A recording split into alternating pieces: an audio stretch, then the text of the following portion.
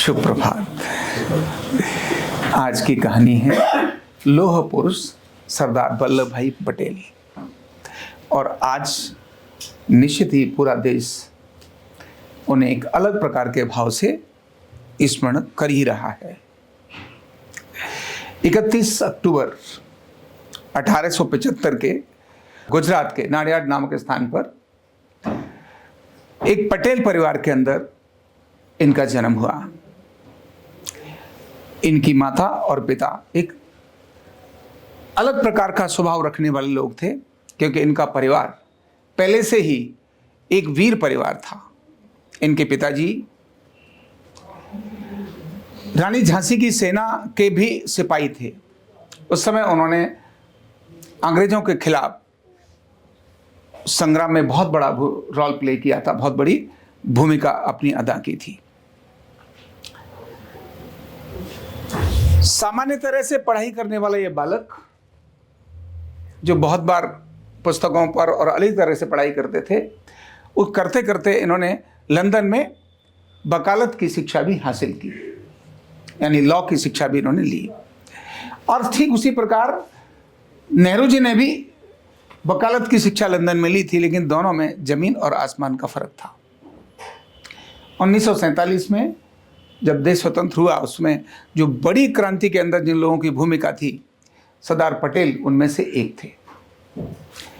जब अंग्रेज भारत से जाने लगे और जब उन्हें पता चल गया कि इस देश से हमको जाना है, तो ये देश कैसे हमेशा हमेशा के लिए गुलाम रखा जा सकता है, इसके लिए उन्होंने भारत को, यानी जिनको हम 562 कहेंगे, 562 हिस्सों में विभाजित करने के लिए एक उन्होंने क्रम कर दिया कि भारत की जो 562 देसी रियासतें थी, जो लोकल राजा थे, उन लोकल राजाओं में उन्होंने कह दिया कि भाई अब हम देश को छोड़कर जा रहे हैं। इस देश का विभाजन उन्होंने कर दिया योजना से, एक पाकिस्तान, पूर्वी पाकिस्तान और पश्चिमी पाकिस्तान के रूप में, जो आज बांग्लादेश है। उन्होंने कहा कि भाई इस देश के अंदर मुसलमान बड़ी तादाद में हैं, उन मुसलमानों को अपना राज्य मिलना चाहिए। जिस प्रकार मुसलमान और हिंदुओं को लड़ा करके उन्होंने विभाजनकारी नीति अपनाई थी, उसी नीति के लिए पाकिस्तान बना दिया और पूर्वी पाकिस्तान के रूप में ये आज का बांग्लादेश बना। वास्तव में उस समय पर वहाँ हिंदू कम नहीं थे, बहुत बड़ी तादाद में हिंदू थे। और हम जानते हैं कत्लेआम के कारण से हिंदुओं को वहाँ समाप्त किया, और जो बचे थे वो भारत में वापस आ गए। और दुनिया के अंदर एकमेव देश हिंदुओं का है, और वह सिर्फ और सिर्फ और सिर्फ भारत है। उन भारत के हिंदुओं को, उन राजाओं को आपस में विभाजित करने के लिए अंग्रेजों ने चाल चली, और 562 जो देसी राजा थे, उन राजाओं को कहा कि भाई तुम अब स्वतंत्र हो, हमने तुम्हें स्वतंत्र किया, भारत को किसी एक शासन में न करके हमने स्वतंत्र कर दिया है, तुम्हें अब जहां जाना है वहां जाओ। अब किसी को भी ये कह दिया जाए कि भैया तू राजा बन जा, तू तो राजा हमेशा रहेगा, तो हर एक के मन में आएगा यस मैं भी बनूंगा, मैं भी बनूंगा, मैं हम अलग से रहेंगे।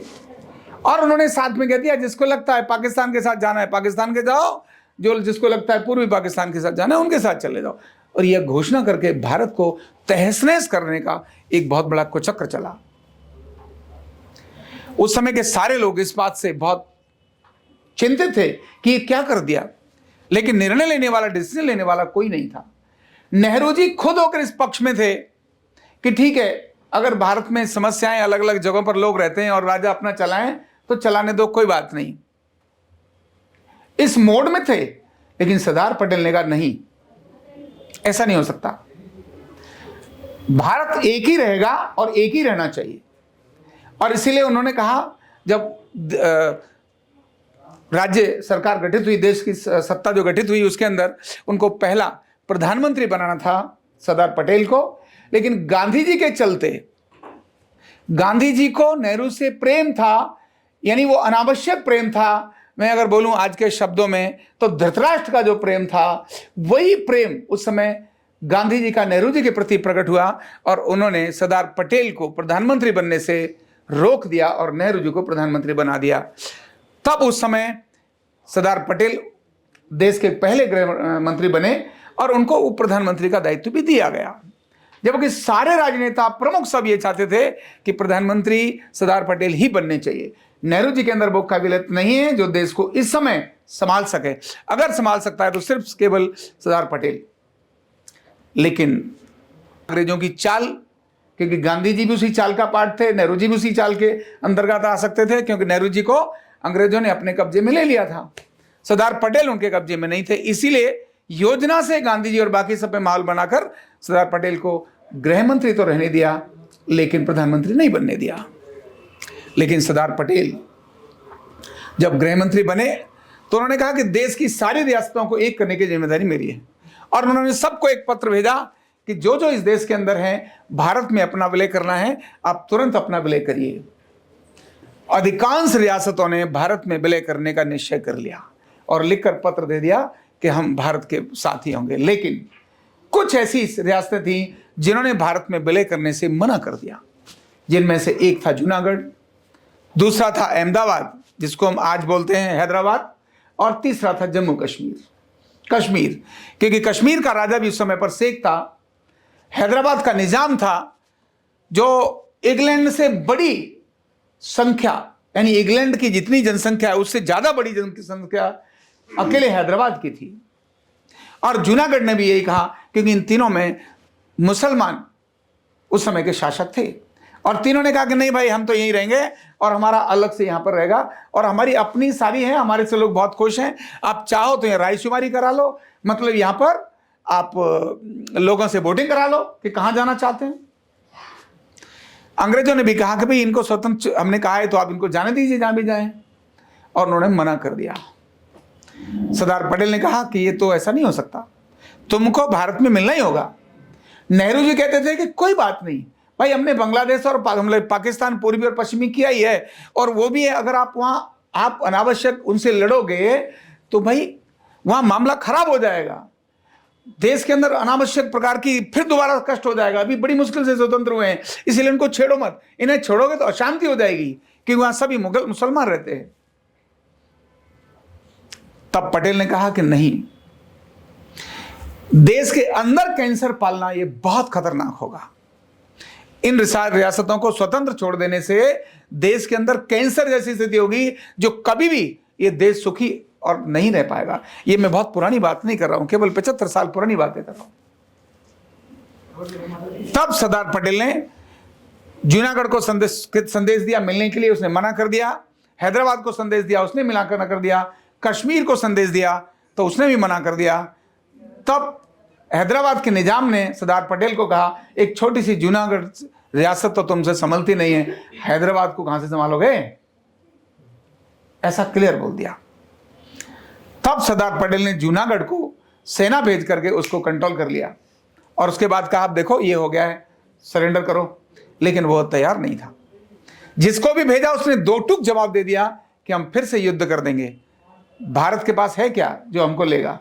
और उधर से पाकिस्तान ने जूनागढ़, इसके हैदराबाद के लिए अपने संदेश भेजना शुरू किए कि आप चिंता मत करना, हम आपके साथ हैं। और न केवल पाकिस्तान, दुनिया के और एक दो देश जिन्होंने उसको हैदराबाद को संदेश दिया कि भाई हम आपके साथ हैं, आप चिंता ना करिए, अगर भारत से आपको लड़ना पड़ेगा तो हम आपके साथ हैं। और कभी भी ऐसा ही होता है, किसी के घर में लड़ाई हो रही हो तो बाहर के लोग आकर के उसके घर में आग और घी तेल डालने का काम करते हैं। सब ऐसे ही करते हैं जो भी आज हम देखते हैं। लेकिन सरदार पटेल ने हैदराबाद के निजाम को बात न मानने पर अपनी सैनिक कार्रवाई के लिए योजना बना ली। ध्यान रखना, नेहरू ने इस समय घोर विरोध किया उनका, और सबका एक बैठक बुलाई। उस बैठक में भी नेहरू जी ने सीधा विरोध डायरेक्ट न करके इनडायरेक्टली दूसरों पर बात करते हुए पटेल को घेरने की कोशिश की, लेकिन पटेल ने एक नहीं सुनी। और उन्होंने कहा, ये करते क्या हो तुम? बाकी लोगों से कहा, अगर इसने ऐसा किया तो सब लोग मिलकर इसको प्रधानमंत्री के पद से हटा देंगे। ऐसा दृढ़ निर्णय लेने के कारण से सरदार पटेल जूनागढ़ के उसके हैदराबाद के अंदर अपनी सेना भेजने का क्रम डाला। और जब उसको जाके बात की, सेना ने सब तरफ से घेर लिया था, और वहां एक जगह पर उसको बुलाया, वहां के निजाम को जब बुलाया तो बुलाने के लिए, जो बाकी सबको बुलाने के लिए, बैठने के लिए, क्योंकि देश का प्रधानमंत्री और उप प्रधानमंत्री और उस समय देश का गृह मंत्री, इन्होंने जब बुलाया निजाम को, तो निजाम के आने पर कोई सीट सामने नहीं रखी थी, बैठने के लिए कुर्सी नहीं रखी थी, एक छोटी प्लास्टिक की कुर्सी थी। निजाम के अंदर आते ही उस पर लात मारी। उन्होंने कहा और निजाम क्या है, तुमको आना है कि नहीं आना है? जब देखा उसने कि ये तो मेरी कुर्सी भी नहीं है, और जब सब तरफ से संदेश मिला के हो गया है, सब तरफ से हैदराबाद को घेर लिया है, तब 3 दिन के अंदर निजाम ने सरेंडर करके दिल्ली में अपने को कह दिया कि मैं अब भारत के साथ हूं। इतना कड़क डिसीजन लेने वाले, एक डिसीजन जो भारत का नहीं हुआ था, खुद होकर के प्रधानमंत्री नेहरू ने अपने हाथ में रख लिया था कश्मीर का, और हमने देखा है और झेला है। अब तक धारा 370 जब तक समाप्त नहीं हुई तब तक कश्मीर किस प्रकार भारत के अंदर एक फोड़े की तरह से कष्ट का कारण बना है। भारत में रहने वाला ही वह अंग भारत के अगेंस्ट, भारत के दुनिया उसको फुटबॉल की तरह खेल रही है, और किस तरह से चाइना ने उसके आधे हिस्से पर कब्जा कर लिया, और किस तरह पाकिस्तान ने उसके आधे हिस्से पर कब्जा कर लिया। जो हम नक्शा देखते हैं भारत का और जम्मू कश्मीर का नक्शा देखते हैं, आधे से अधिक जम्मू कश्मीर तो भारत के पास है ही नहीं। यह केवल नेहरू ने पटेल से इस हिस्से को लेने के कारण, क्योंकि यह अंतर्राष्ट्रीय विषय है, यह कहकर नेहरू ने पटेल को उस पर एक्शन नहीं लेने दिया। अरे भाई, तो वो भी उस समय खत्म हो गया होता। नेहरू जी एक बात बोलते थे कि जब देश स्वतंत्र हो गया, सारा देश एक है और भारत भारत है, तो इस समय पर इसमें दूसरी रियासतें दूसरे देशों के द्वारा संचालित क्यों नहीं चाहिए? फिर स्वतंत्रता क्यों नहीं चाहिए? फिर भारत की स्वतंत्रता का मतलब क्या है? भारत फिर कैंसर के रूप में एक अपने अंदर छोड़े? बिल्कुल ठीक उसी प्रकार से जैसे आज बांग्लादेश भारत के लिए कठिनाई का कारण बना, निश्चित ही वह स्वतंत्र देश के रूप में उभरा। भारत ने ही बांग्लादेश को पाकिस्तान से अलग किया, क्योंकि पाकिस्तान उस समय इसका शोषण करता था। लेकिन आज बदलती परिस्थिति के अंदर भारत के अंदर ही बांग्लादेश है, यानी भारत का कुछ हिस्सा इधर है और कुछ हिस्सा उधर है। 7 राज्य भारत के बांग्लादेश के बाहर हैं। बांग्लादेश के साथ जो नीति है, एक कॉरिडोर जो बना है भारत को पूर्वी और पश्चिमी के हिस्सों से जोड़ने के लिए, यह कॉरिडोर बांग्लादेश के अंदर से निकल के जाता है। ध्यान रखना, भारत में उस समय अगर सरदार पटेल की बात को माना होता तो आज बांग्लादेश नहीं होता। उस समय पर ही बांग्लादेश भारत का हिस्सा होता। तो जैसे भारत में तो मुसलमान पाकिस्तान से ज्यादा हैं, भारत के अंदर मुसलमान तो मुस्लिम कंट्रियों से भी बहुत ज्यादा हैं। कोई एक ऐसा देश नहीं है जिसके अंदर भारत से ज्यादा मुसलमान हो। अगर मुसलमानों का ही विषय होता तो भारत में तो सबसे अधिक समस्या ही पर अलग होती, लेकिन नहीं। सरदार पटेल की उस सोच को न मानने के कारण भारत आज अनेक सारे कष्ट और संकटों का कारण बन रहा है। तो ऐसे सरदार पटेल आज हमें स्मरण आते हैं कि अगर सरदार पटेल का डिसीजन उस समय लिया होता तो आज बांग्लादेश नाम का देश इस धरती पर होता नहीं, और तब आज जिस प्रकार से हिंदुओं का कत्लेआम बांग्लादेश में हो रहा है, आज वह नहीं होता। ये आज हम सबको और हमारे देश के कर्ता धर्ताओं को सोचने की आवश्यकता है कि भारत एक अकेला देश ऐसा है जो दुनिया के अंदर एक अकेला हिंदुओं का देश है। बाकी सारे अलग अलग देश हैं। कौन है जो भारत के हित की बात सोचेगा? अगर हम सोचें, चाइना सोचेगा, कब सोचेगा? क्यों सोचेगा भाई? उसका अपना सिस्टम है।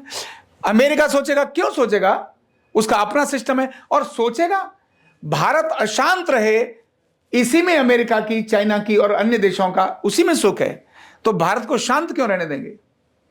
इसीलिए भारत अशांत रहे, भारत के अंदर आपस में लोग लड़ते रहें, जातियों के नाम पर लड़ते रहें, रिलीजन के नाम पर लड़ते रहें, इसीलिए भारत भारत न रहे, ऐसी एक बड़ी सोच और बड़ी चाल भारत के साथ दुनिया के देश खेलते हैं। यह भारत के अपने लोगों को भी समझने की आवश्यकता है। तो ऐसे सरदार पटेल जिसने देश को एक किया, आज उन्हीं को स्मरण करने की आवश्यकता है, आज उन्हीं को नमन करने की आवश्यकता है। जब देश और देश की सीमाएं संकट में और असुरक्षित हों, ऐसे समय पर अपने उस वीर क्रांतिकारी को स्मरण करके हम निश्चित ही कोई अच्छे कठोर कदम उठाने की आवश्यकता है। बहुत बहुत धन्यवाद। न्यूरोथेरेपी का कंप्लीट कोर्स सीखने के लिए जुड़िए हमारे ऑनलाइन ट्रेनिंग प्रोग्राम से और जानिए करीब 100 बीमारियों का इलाज बिना दवा और बिना मशीन के। इस न्यूरोथेरेपी ऑनलाइन ट्रेनिंग प्रोग्राम से आप घर बैठे बन सकते हैं गवर्नमेंट सर्टिफाइड न्यूरोथेरेपिस्ट। रजिस्ट्रेशन के लिए नीचे दिए गए नंबर पर अभी कॉल करें। और हाँ, हमारे वीडियो को लाइक करना, शेयर करना और चैनल को सब्सक्राइब करना बिल्कुल भी ना भूलें। धन्यवाद।